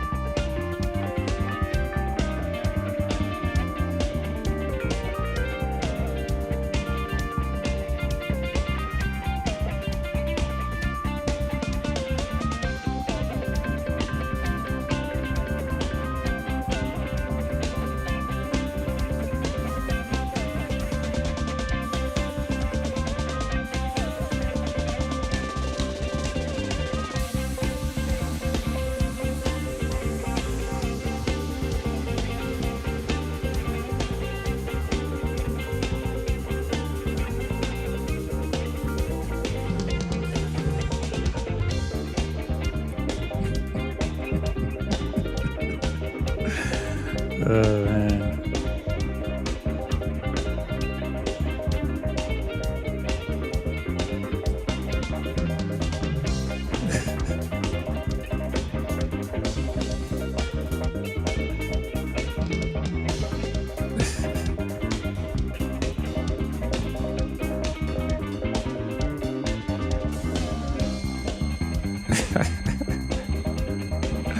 This is just Something dance that- party shit right here. Stick something in the keyboard, get those disco strings.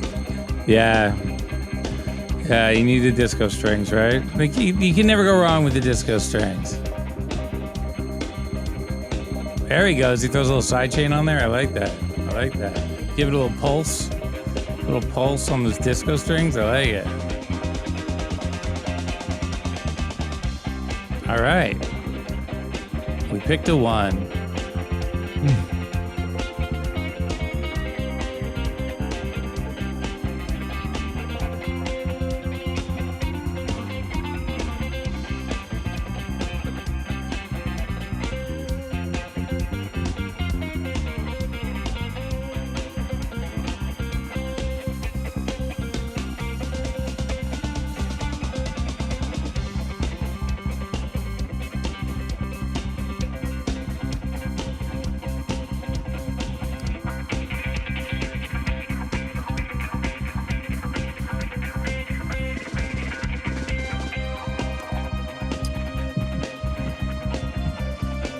Magner with a nice little fifth of Beethoven.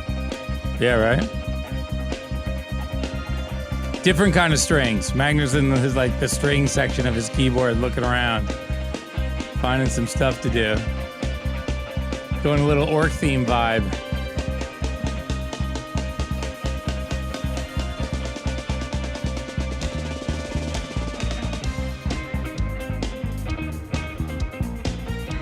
And Mark, now you're sliding us towards simulations.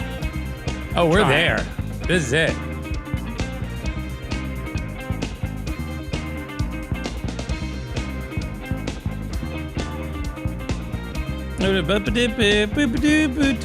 We're right there, baby. We're right there.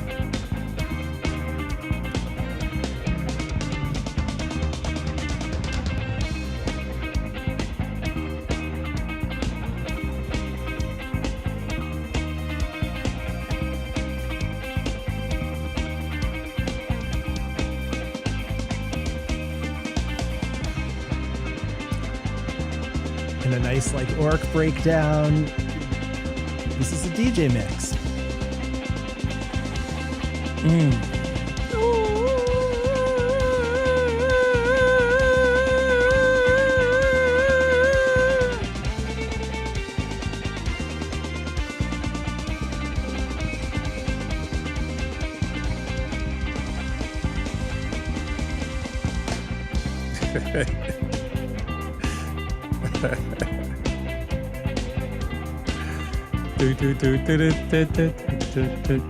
Oh, I'm on the 10 now.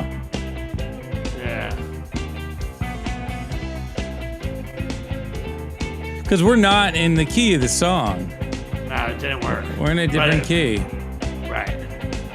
But it was a That's nice right. little preview of what you had in store for us the next night. So, Yeah. So with that, Too much little- transposing on stage, I think, for me and Magner. We were just like, oh my God, I got to transpose from B flat minor into what? I was like, I can't even think about what is this? in a I situation like regretted my that, decision at that moment. Yeah, it's hard to go. It's hard to.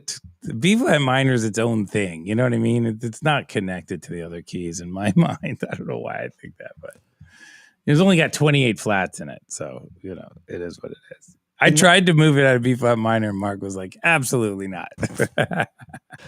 Mark, in that situation, is that on the set list? Like we're gonna use simulations to get from Buddha to Camioli, or is that just you've got simulations on the brain, you've been rehearsing it, you know you're getting it ready for it stage? wasn't. Nobody ever talked about that. Really? Yeah. We probably should have. Well, I mean, But look, we're jam band. It's a jam band moment. I just was in something that was close enough to it that I just started playing it. We had been practicing it, I'm sure, backstage that day. You know what I mean? So, well, Yeah. so you got to go for it.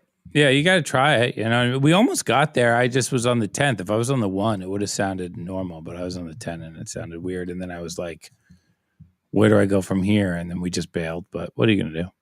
We're gonna practice the song a lot, and we're gonna play awesome versions. yeah. And that's the beauty of a moment like that. It's organic. You're feeling it out. You're mixing it in a barrage of teases and, you know, quotes of other material, yours, cover songs. There's that whole sequence has so many more segments. We don't have time to go through all of them, but it's really fun to hear that idea, the simulations baseline, that everyone's kind of being pulled toward it. Now let's check out the debut. We're going to go to the video courtesy of Nugs. And I got to say, sweet. We got the video- Nugs video. this video looks We have leveled so up. We're leveling good. up. Oh my God. Dude. Look at this guy.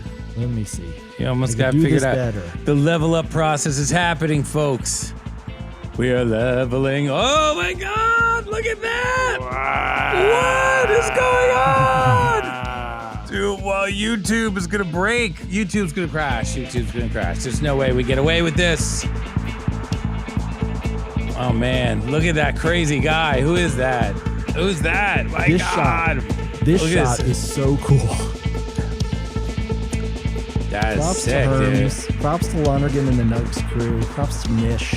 Dude, I like this because I finally get to watch the streams. You know what I mean? I never get to watch the streams. some of the most beautiful footage of you guys I've seen in a long time. That looks cool. That low angle on Mark, so badass. Yeah. Yeah, I refuse to be on video anymore unless I'm from that exact angle, which in most venues, somebody's going to have to lay on the floor to do that. But Dude, this is the future for this television show we're making right here. Oh my God, look at that sexy guy. Is that Zach Bryan? Who is that? God. No way. Look at that Wow. sexy guy. Take him home and let him sleep with your wife, dude. Oh, sorry. That was That's Magner. a different podcast. That's yes. not actual Zach Brown. All right, never mind. My bad. I get confused myself sometimes.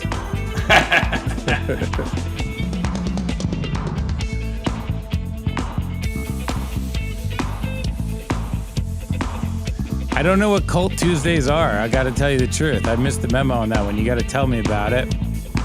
I need to know more.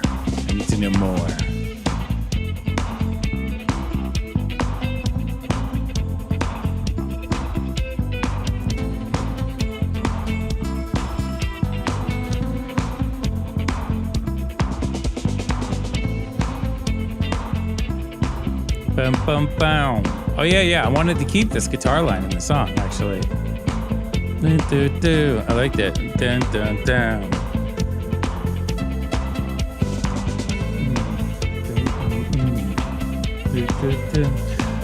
That's where I like jamming into a first play.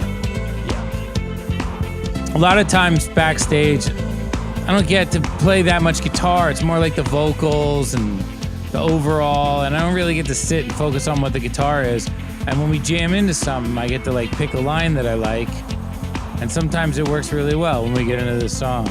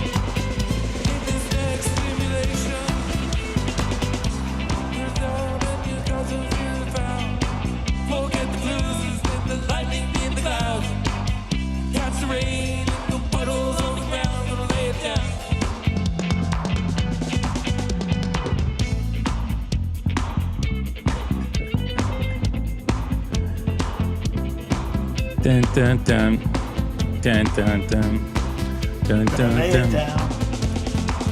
Yeah. Dun dun dun. In this next simulation, Bum, bum, bum. gotta take a couple of calls, get people back in town. Make the new calculation. Shows her I bet the house that we should double down. I guess that I should say some words for inspiration. I guess that I should promote that I won't let you down. We are the next generation. Crushed under from a storm that's bearing down, gonna lay it down. So, if poker is Wednesday, you guys should do Cult on Monday. Cult Mondays. You got style and you like It's a to busy wear it week. out. Forget the blues with the lightning in the clouds. Catch the rain, you're a puddle on the ground, gonna lay it down. You got the style, you like to wear it out. Forget the blues, you're the lightning in the clouds. Catch the rain, you're a puddle on the ground, gonna lay it down. Yeah, I love what these guys did with the lyrics of the chorus on that sort of the day before we debuted it. They just kind of like first we ended up with similes, all similes, but then we turned them all into metaphors. You know, it was the process of watching us write a bunch of similes and then turn them into metaphors over the course of an hour or two. It was pretty fun and quite cool. We'll talk about the handoff. You know, you wrote it. The demos are you. You handed it off to John and Magner to sing. Yeah, I wanted them to sing it, which I think is the right call, and it's just going to get better and better as we go. And once somebody else is going to sing it, they have to feel comfortable with what the lyrics are. Yes. Right. And so as soon as somebody else is going to sing it, like they start singing the lyrics as they are, and then they start to change. You just gotta you just have to, like John said, you gotta let them cook, right? And they like cooked it into something better. And you know, like we're building up trust right now because there's like something that's been happening over the last like 6 months to 12 months for me is that every time I give something to Joey and John, it comes back to me better than it was when I gave it to them. And so, you know, it's like I'm getting better in the process, you know, of writing songs with other people. It's just, you know, John and I, we wrote Shamrock Blue, I wrote the music and he wrote the lyrics, and Barber and Max, he wrote the music and I wrote the lyrics. So like very early on, we did a little bit of like collabing that way, but you know, for the most part, we were like writing our songs separately until a couple years ago. And after Revolution in Motion was the first time like I came in and started working their little writing. Yeah. It's really productive. Well, people take for granted collaboration is a skill. And it requires that vulnerability. It requires putting your ego aside, but it's also that's the hard part. Is listening. Your ego aside, you know? Yeah, the yes and mentality. All these different things that we've talked about that you guys have all been getting better at, and the music reflects that. We'll get there. We'll get there. We'll get it right by Labor Day.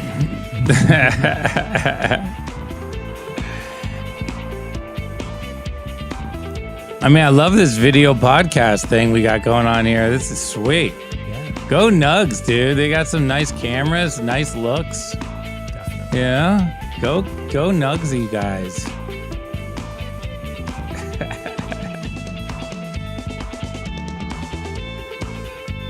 I'll take a shot at it, James. I just need to.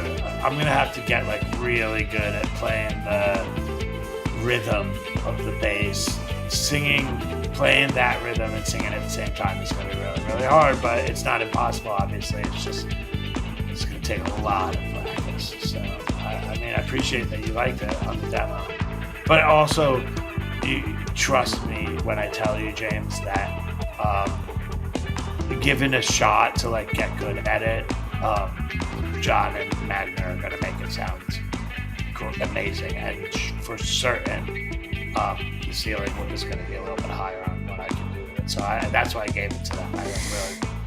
I know they're going to kill it.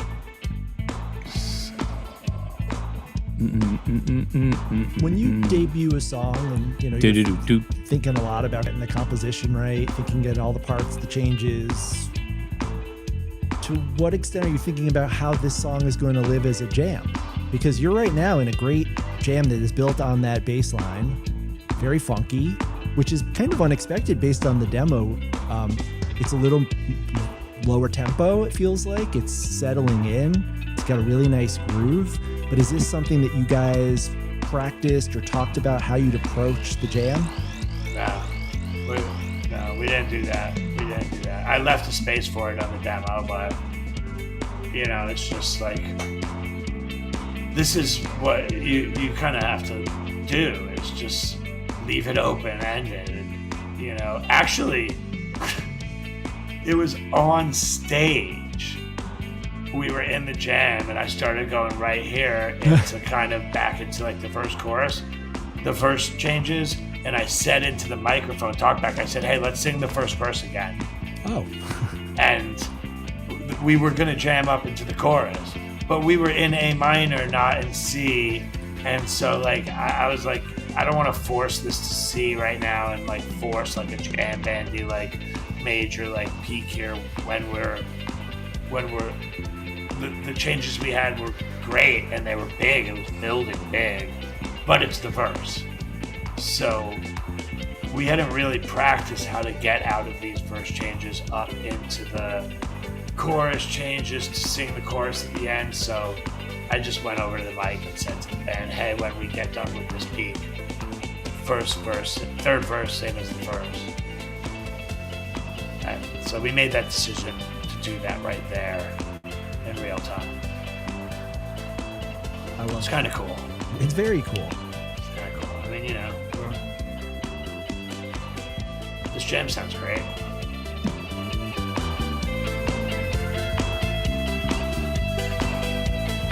I hear what people are saying, like about how the first three chords are the minor sixth and the minor third is what Times Square chords are. So like I hear how people like hear Mulberries and Morph having similar chord structure in different keys. Like I like obviously 250 songs. Certain chord changes keep them back on. You know, like Better Noses and Fighter will change similar kind of motion, similar key. Morning Dew and I Know You Rider. Got the motion. Gotta run my numbers and we'll chase us back around. Find the best situation. It's to discover and we find a common ground. Moving in this moment. Do.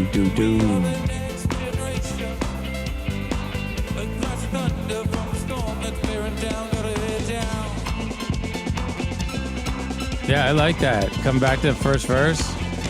I like that.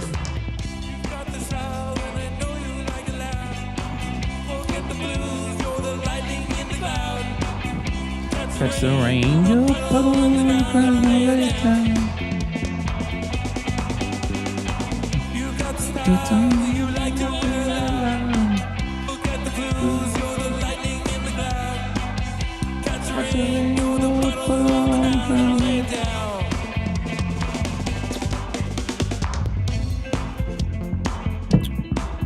Bum bum bum bum bum bum bum bum. Look at Joey over here telling us what changes to sing the chorus over. Is he in the chat? Is he in the chat he's right in the now? chat. He said, I want the chorus sung over these next set of changes. And you know what? That was 4 minutes ago. That's who knows what changes there. But you know what, Joey? I got news for you. We're going to do it. We're going to do it. We're going to do You it. want us to do that? We're going to do it. Because that's the kind of collaborator I am. Oh, that's nice too. Look at that. Sidebar, everything. God, this show is technically advanced. God, this show is so advanced. Oh my God. We're trying. Damn. They're not gonna have any more room on YouTube for AI content. You know what I mean? No. All those robots can be out of a job because Touchdowns All Day just leveled up, dude. That's right. All those poor, sweet robots. They could be out of a job. I think the key was Tuesdays. As soon as we moved to Tuesdays, the product leveled up. Oh my God, it's crazy, dude. It's crazy. Wow.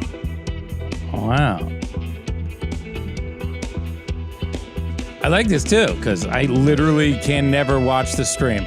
I'm never allowed to watch the stream. Neither is Mark. Look at Aaron. Is that what he looks like? I didn't know that. That's an angle that you guys don't get to see. I've never seen this angle before. Does he actually play the keyboards? I thought he just dropped samples the whole time. I watch the streams after the show sometimes. Yeah. Oh, I guess I could do that. It's a good point. They're up. Yeah. They're up right away. And then they archive them too. I'll show you where they are. Oh, Mr. Godfather. That's a great point. I like that. Check him out. Look at this guy. Magner has become literally the coolest person in the jam band scene. Look at him. Look at that. Cool. Look how cool he is. God, he is really. He's so hope cool. That he embraces this cowboy hat thing like year round and not Every just day. when we're in Montana, because this is gonna be, I think, the thing that finally blows the band up. Look at him. Look at him. How are we not going to be in arenas by the end So of the year? sick. So Look sick. at him. Country is big. I mean, the hardest part about the cowboy hat is that he's got to leave it on while he sleeps. So that's got to be hard. You know what I mean? Now he's playing the New Deal. Look at that. Oh, is this? Look at that New Deal shoulder. song he Look at loves that to play? shoulder rock. Yeah, it's one of the New Deal songs. I'm like, what is that face? That's so weird. Love It is a Magnet. little weird to watch yourself play. It's a little weird, but I like it. I like it. I only enjoy watching myself if I'm like if the camera's like 28 feet below me, looking straight up.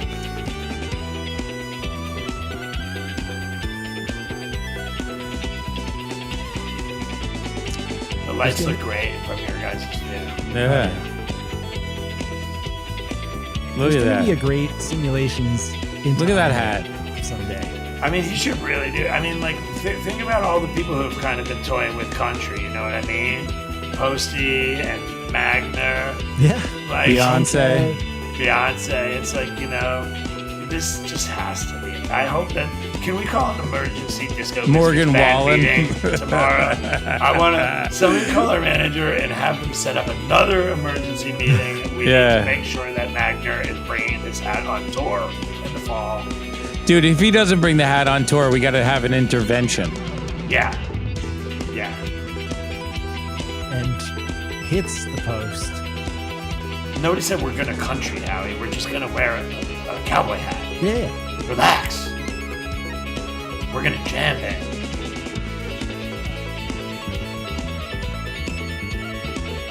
But you know.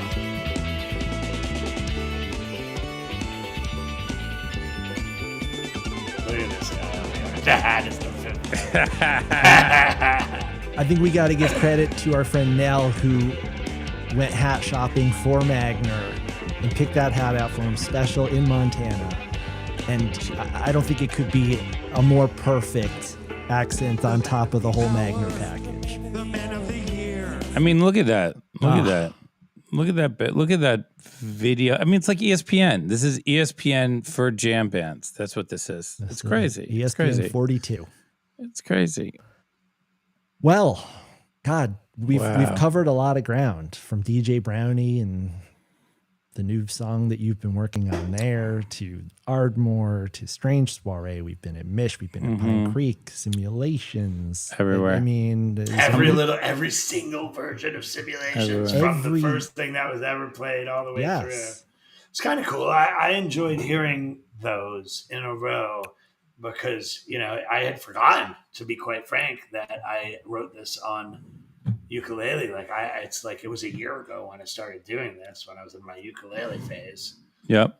Good face. That was a good face.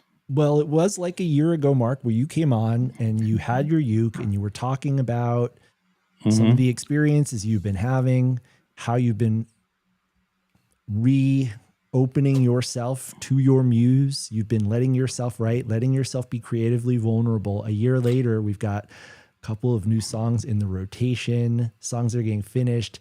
You talked about that process of taking something that exists just as an idea that you hear in the back of your head, and how much work and toil and heart goes into the process of bringing it to us. And I loved taking us through this process, and it's so fun to have new Marc Brownstein material that we can trace from that first strumming on the voice note on the uke all the way through an epic version, rocking out at the Mish with Magner with the cowboy hat. And I only hope that there is a lot more opportunities to do this with more Marc Brownstein compositions in the near future. Mm-hmm. Yeah, I'm going to do that. I mean, like, you know, I'm committed to a bunch of things that are all creatively driven. You know what I mean? It's like I've got my stage keyboard is right here on my right. I can't show it to you because of the computer. I've got my 303. I can barely get to you here. It's a TD3 actually, but I can. Is that a TD303? It's a TD3. It's the Behringer. It's the Behringer version, like the post, like out the. That's Magner a classic. Magner has thoughts. He's like, I have thoughts. I've got thoughts on what Behringer does. He doesn't like the tickler. It's a business model. I don't love the business model. Yeah, nobody does, but it's $70 is $70. You know what I mean? $150. It does the same Yeah, thing. it's It's $2,000 303. I'm well, you get a 303 for like $5 right now. They're quite affordable, but if you know. you can get me a 303 for $500. Again, you can buy it on Amazon. All right, chat. I think so. I don't know if it's an original, but I think you can get a TD303 on Amazon for like I was looking at it the other day. Well, So I was like, maybe us. I need a keyboard. I was like, maybe I need a keyboard. I don't know. I didn't buy it though. Well, Yeah, no. Because I can get the Bear Drum one for, what was it, $15? How much is it? It was $150, and it's the best $150 I ever spent. It's incredible. I mean, it's an analog synth. And it's not really a synth. It's a sequencer. It's super, super cool. It spits out great analog sounds. And right. Yeah. I love using. I'm set up here in like Analogville. I love creating music with analog sounds only. So this song I made was all analog driven and samples. So like pretty much all analog stuff. It was really You know who has classically had that synth on stage his entire career, even when back in the day when he had long hair, is Frenchman David Guetta. Wow. Has had, he's a DJ, but he always has TD303 on stage pretty much since he was a kid. So he loves that keyboard. He puts the bass lines through it, I think is what he does. That's right. And that's why I got it. The reason I got it was because I was hanging out with Greg DJ GD, Greg, but formerly known as Greg D, another great fan / DJ who's actually had a lot of success in the broader DJ world. And we were hanging out, and he said, "You got to get a 303 and bring it on stage and create bass lines on a sequencer in the Disco Biscuits on stage." And I said, "That's interesting. We'll do it in Tractor." No, but so that's why I have this here. I bought it and I set it up here, and I'm learning how to use it here, and actually now using it to compose new electronic music. So that's really cool. You guys are off the road. The hustle is real. Biscuits. Yes. You've got about 4 more weeks before you go back out as the Disco Biscuits. Brownie, what will you be doing? Do you have any DJ Brownie gigs booked for the month of October that you want to promote? I do. I have 5 gigs. I'm playing at La Getaway on the 18th, which is La Special's festival up in Kent, Connecticut. I'm playing at Silk City. I want to do what Karina Reichman does. I was saying the other day, I want to go to Silk City, jump in the air and scream and be like, "This is the most important gig of my whole life for DJ Brownie," and really stress that. But I don't know if I have the energy to actually do the way that she does it. So I'm just gonna say, take it that way. This is October 19th. DJ Greenie, Mike Greenfield from Lotus, is opening up, and then his drums are going to be there. And we're going to set up. I'm going to do DJ Brownie with DJ Greenie sitting in with me throughout the course of the set. Sweet. And that one's super important for me. Philly. I haven't done a Philly headline DJ show. I don't know if I've ever done a Philly headline DJ show, to be honest. I've headline shows in Denver and pretty much everywhere. I've been playing. But for some reason, I've shied away from doing it here in my hometown. I'm a little, vulnerable, nervous. Please come out and support me at that show. We don't have a promoter. Venue. I'm the big City. Silk City. It's it's a classic biscuit venue.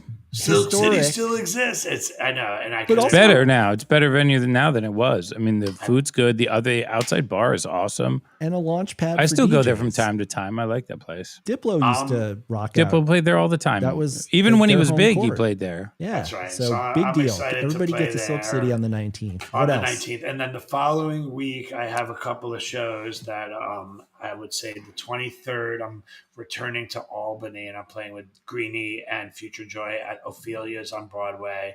And then on the 24th, I'm playing at Funkin' Waffles with Future Joy in Syracuse. And then I haven't announced this yet, but on the 25th, my last show before the Disco Biscuits go back out on tour of DJ Brownie Tour is, and I'll just announce it right now, it's at the Mutant Brewing in Scranton, Pennsylvania, and I'm playing there by myself on that Saturday night, the 25th of October. Please come out. Last time I played Mutant Brewing, I announced it I I don't know, like 3 days before, and the place was packed. It was so, I was like weird about doing it. I didn't know. And it was packed. It was so sick. It was so fun. This time I had to wait to announce it because of Strange Suare, but now I can tell you guys about it. I'm going to put it up on the website tomorrow with ticket link and everything. So that's the last one. Thank you for giving me a chance to promote the DJ Brownie tour. Yes. Yeah, like swing by Kleckner's on the way, grab a microwave, and then go to Mark's show in Scranton. That's your plan. That's if you need a refrigerator like me, then you need to talk to Kleckner's. Yeah, you got to go to Kleckner's and grab yourself a fridge. And then you get tickets to a Biscuit show. If you buy a fridge, you get tickets to a Biscuit show for sure. Yeah. Yeah. Well, especially if you leave it at my house, then it's like, you get tickets forever. Yeah. Oh man, Kleckner's, swing by. All right, so that's your tour. Those sound like really great rooms, headlining gigs. So this is a step up. This is a level up tour for you. This is a level up tour. You got your new song. You got your website, DJ-Brownie.com. I got my new agents. Wasserman, biggest agency in the world you're on. That's fantastic, dude. That's fantastic. Just a matter of time before he's at Coachella, folks. You see him now, so you can say, I was in on DJ Brownie on the ground floor. I mean, it's going to happen, dude. It's going to happen. Tractor Beam played Bonnaroo. DJ Brownie's going to play Bonnaroo next year. Coachella maybe next year. I mean, I had a pretty huge set at Electric Forest this year and Halloween last year.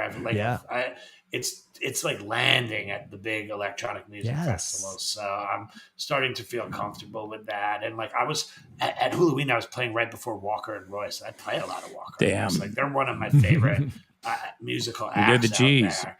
Yeah. And, but their like tour manager's a Biscuits fan. I didn't know that. So like I showed up there and their tour manager was a Biscuits fan, and they were like really excited to meet me.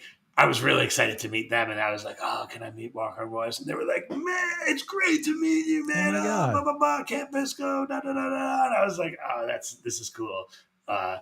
These guys that I'm like a huge fan of, I like. Obviously, we've been doing this for 30 years, but we're in completely different worlds. I mean, we couldn't be more, but we're not because they're Beatport guys, and you're a Nugs guy right now, right? A Nugs guy. Yeah. We're Nugs, they're Beatport. I get it. I'm about to make that jump. I'm going over a track source. I'm going to be on Beatport. I just got to figure out how to spell Brownie. Done. Everybody put it in the chat. How do you think I should spell DJ Brownie? Somebody said just Brownie. Just do it to remove the W and just Bronnie. Bronnie. Yeah, Bronnie. Bronnie. Bronnie. I don't know. Whatever. Like I'm not good at naming shit. Little Bronnie, like LeBron's kid, Bronnie. I like it. Is that what they call him? Oh, okay, never mind. Yeah. Well, guys, thank you, Mark. Thank you, John. Thank you, chat. Thanks, everybody. Thank you to Kleckner and Sons. We are going to say good night for now, but we will see you back here Tuesday, 9 p.m. Touchdown Tuesdays. Put it on your calendar. Love Touchdown Tuesdays. Doing this with you all. Love the chat, the interaction. Make sure you're subscribed to the YouTube channel. What do they say? Smash that like button. Smash the like, but subscribe, guys. You got to subscribe. Share an episode with a friend. Do all those fun things. Look at how we've leveled up. Look at how we've leveled up for you all. Look at this. This it used to just be sound, and now there are pictures. Insane. Look at this. Sound. We have Wasserman's DJs are coming on the show. It's crazy. We're crazy. All upgrading. Video. John and I have DJs. Music ESPN. Plastic surgery, new veneers. We are leveling up, guys. We just need writers now, is what we need is writers, so that we can have better jokes. You know what I mean? Better jokes would be nice. That would be nice. That would be sweet. Yeah. All right. Even the funniest people in the world are having their material written for them anyway. So, of course. Of course. Why wouldn't we? Of course. Why would they let me say anything off the top of my head, or Max for that matter? Like, there should be scripts here. You are known to be for 3 decades now an A+ improviser with banter. So I don't. You're fine. Max, we'll work on you, Max. So, yes, I have a lot of catching up to do with you guys. I mean, all right, remember when you were a little kid and you just didn't realize anything about reality and you were always in your imaginary world? And now you're like, where the fuck is that imaginary world when I need it? Well, here it is. There you go. Couldn't have said it better myself. On behalf of John Barber, Marc Brownstein, and Max Dawson saying see you next time, guys. See you next time. Touchdowns all day. We're